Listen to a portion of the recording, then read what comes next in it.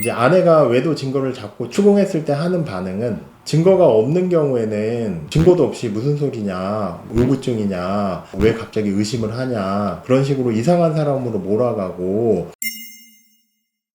안녕하세요. 부부 변호사 김병주입니다. 오늘은 바람피는 남자들의 특징에 대해 알아보겠습니다. 외도로 인한 상담은 이혼소송 상담 중에 이제 많은 편에 속하고요. 실제로 일주일에 한두 건 정도 전화 상담을 하거나 방문 상담을 하기 때문에 외도로 이혼 상담을 한 거는 수백 건 이상 상담을 한 것 같습니다. 이혼 상담을 하시러 온 여성분들이 외도를 한 남편에 대해 이야기할 때는 잦은 외출을 한다거나 아니면 외박이 잦다거나 부부관계가 없고 가족과의 어떤 시간을 많이 보내지 않고 외부 활동이 이제 상당히 많다. 그래서 주말에도 일을 하러 간다고 얘기를 하고 상간녀하고 같이 뭐 식사를 한다거나 모텔을 한다거나 이런 경우가 많이 있고요. 실제로 부정행위를 한 배우자, 이제 뭐 남편이든 여자든 보면 가족 간에 보내는 시간이 점점 줄어들고 좀 마음이 떠나고 취미생활 한다고 하더라도 본인이 따로 하고, 예를 들어서 뭐 골프를 치면 부인하고 같이 골프 연습장을 간다거나 이제 골프를 칠 수도 있는데, 골프 연습장에서 다른 이성들하고 팀을 짜거나 골프 필드로 나가서 부적절한 행동을 한다거나 부정행위로 이어지는 경우도 많이 있습니다. 예전에는 이제 등산을 가면서 좀 부정행위가 많다거나 술자리에서 부정행위가 있었다고 하면은, 최근에는 이제 좀 골프를 치시면서 부정행위로 발각이 되시는 분들도 상당수 있는 것 같습니다. 집에 와서는 대화도 없고 부정행위 있는 경우는 다 비슷비슷하긴 한데, 블랙박스 영상을 다 지운다거나 핸드폰에 통화했던 내용이라든지 카톡 내용을 미리미리 다 지우고 증거 자료를 안 남기는 이런 경우에도 부정행위가 좀 의심되는 정황 중에 하나입니다. 그리고 일을 핑계로 주말에도 일을 하러 나가고 아니면 외근이 있다고 하거나 이런 식으로 이제 직장 내에서 부정행위를 하는 경우에는 회식도 되게 작고, 직장 내에서 같은 팀이라든지 다른 팀에 어떤 여성에 대해서 이렇게 이야기를 했는데 얘기하는 게 조금 다르다, 그런 다른 느낌을 좀 받아서 알고 있었는데 실제로 부적절한 관계인 경우도 있었습니다. 이제 아내가 외도 증거를 잡고 추궁했을 때 하는 반응은, 보통은 부정행위를 추궁을 하면 증거가 없는 경우에는 증거도 없이 무슨 소리냐, 의구증이냐, 왜 갑자기 의심을 하냐, 그런 식으로 이상한 사람으로 몰아가고 뻔뻔하게 부인을 하게 됩니다. 그리고 부정행위를 하는 사람들은 언제든지 발각이 될 수 있다, 이런 생각을 하고 있기 때문에 그런 의심을 받게 되면 바로 이제 부인을 하거나 뻔뻔하게 대답을 한다고 보시면 됩니다. 보통 명백한 증거를 잡고 추궁을 하게 되면 처음에는 이 증거를 보고 본인도 놀라기 때문에 인정을 한다거나 아니면 용서를 구하거나 그런 식으로 답변을 하게 됩니다. 그래서 추궁을 할 때에는 객관적인 증거를 확보하고 마지막 기회다라고 생각을 하고 추궁을 해야지, 의심 날 때마다 당신 뭐 바람핀 거 아니야 이런 식으로 얘기를 하면 그 사람이 거짓말이 늘기 때문에, 추궁을 할 때는 이제 객관적인 증거를 확보하고 마지막 기회라고 생각하고 추궁을 하고 답변을 이제 녹음하거나 그렇게 하는 것이 좋습니다. 그래서 부정행위가 발각이 되면 재산도 다 포기하고 상간녀하고 만남도 가지지 않겠다, 이렇게 반성하고 가정을 위해서만 살겠다, 이렇게 하시는 분들도 일부 있긴 한데요. 보통은 이제 부정행위가 발각이 되면 상간녀한테 그 사실을 알리고, 아니면 부인을 상간녀 소송할 수 없게 막는다거나 하지 못하게 한다거나, 만약에 상간녀 소송을 하면 내가 생활비를 안 주겠다, 실제로 그렇게 상간녀 소송이 들어갔더니 생활비를 안 주고 집에서 나가서 뭐 이혼 소송을 한다거나 그런 식으로 하시는 분들도 상당수 있습니다. 바람을 피는 사람들은 보통 이제 가정의 어떤 신이나 신뢰를 깨는 사람들이고, 그런 사람들끼리 이렇게 만났다고 하면은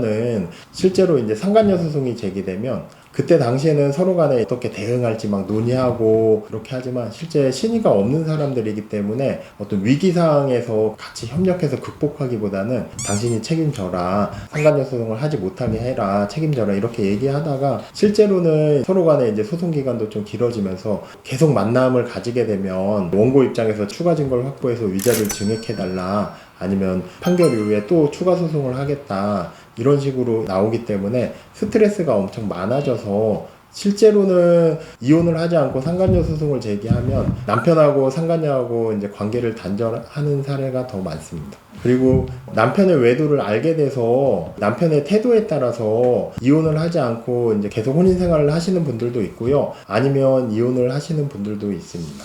남편의 외도를 알았음에도 이혼을 하지 않는 분들은 대부분은 이제 아이들이 미성년자고 아이들이 어리고 가정을 깨고 싶지 않아가지고 남편이 외도를 했음에도 상간녀하고 관계를 단절시키고 혼인생활 유지하면서 아이들이 좀 클 때까지 참고 기다리시는 분들도 상당히 많습니다. 그리고 외도를 한 남편이 생활비까지 끊어버리면 아이들을 키우기가 상당히 어렵기 때문에 어쩔 수 없이 용서를 하고 상간녀 소송만 진행을 한다거나 아니면 관계만 단절시키고 혼인생활을 유지하기도 합니다. 외도가 한 번이 아니고 계속 외도를 하시는 분들이 있습니다. 그리고 1, 2년 전에 상간녀하고 외도 발각을 해서 용서하고 살고 있는데 또 같은 상간녀하고 외도를 하는 분들도 있습니다. 이런 경우에는 이혼을 하시는 것이 적절할 수 있고, 이혼을 할 때는 보통은 외도한 사람이 잘못을 하고 발각 당시에는 좀 반성을 하고 재산 부분에서 좀 포기를 하는 경우가 많이 있어서 협의 이혼을 하면서 재산 분할에서 조금 유리하게 협의를 하시고 소송은 이제 상간녀 소송만 진행하시는 분들도 많이 있습니다. 만일 근데 재산분할 협의도 안 되고 남편이 생활비도 끊고 집에서 나가가지고 재산도 처분하려고 그러고 이혼 소송도 진행하려고 하면 그때는 혼인생활 유지하고 이런 상황이 아니라 남편 명의의 재산에 대해서 가압류를 하고 이혼하고 위자료 청구하고 상간녀한테도 소송을 하셔야 합니다. 두 분 사이에 자녀가 없고 생활비도 제대로 안 갖다 주고 밖으로 돌면서 바람을 피는 남편은 용서를 해주거나 그거보다는 빨리 이혼 청구를 하거나 위자료 청구를 해서 정리하는 게 답일 수 있습니다.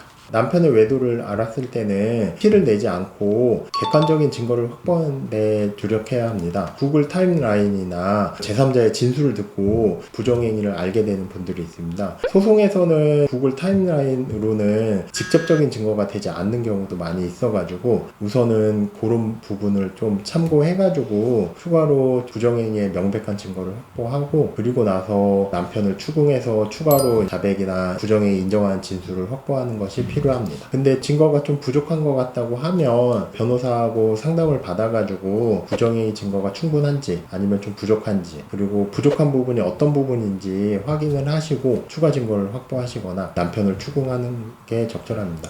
예를 들어서 최근에 이제 피고 측에서는 혼인관계에 있는 걸 모르면서 만났다, 유부남인 걸 몰랐다, 아니면 이혼한 줄 알았다, 협의이혼하면서 별거 중이라고 들었다 이렇게 변명하는 경우가 많고 그런 부분에서 실제로 소송이 원고 청구가 기각이 되거나 위자료가 감액이 되는 사례도 많이 있습니다. 그래서 만약에 부정행위 증거를 확보했는데 상간녀가 유부남인 걸 알고 만났다는 것이 조금 부족하다고 하면 정황상으로는 남편의 카톡에 가족 사진이 올라와 있다, 아이 사진이 올라와 있다 이런 정도라고 하면 남편을 추궁할 때는 상간녀가 가정 있는 거 다 알면서 어떻게 그렇게 만날 수 있냐, 직장 내의 부정행위라고 하면 직장에서 같이 일하면서 당신 결혼한 거 몰랐냐, 카톡에 가족 사진이나 아이 사진이 있는데 부인 있는 거 몰랐냐 이런 식으로 해서 혼인관계에 있는 걸 알면서 만났다는 추가 증거를 꼭 확보하시는 것이 필요합니다. 이혼 소송에서 확보해야 되는 증거는 이쪽 영상을 참고하시면 됩니다.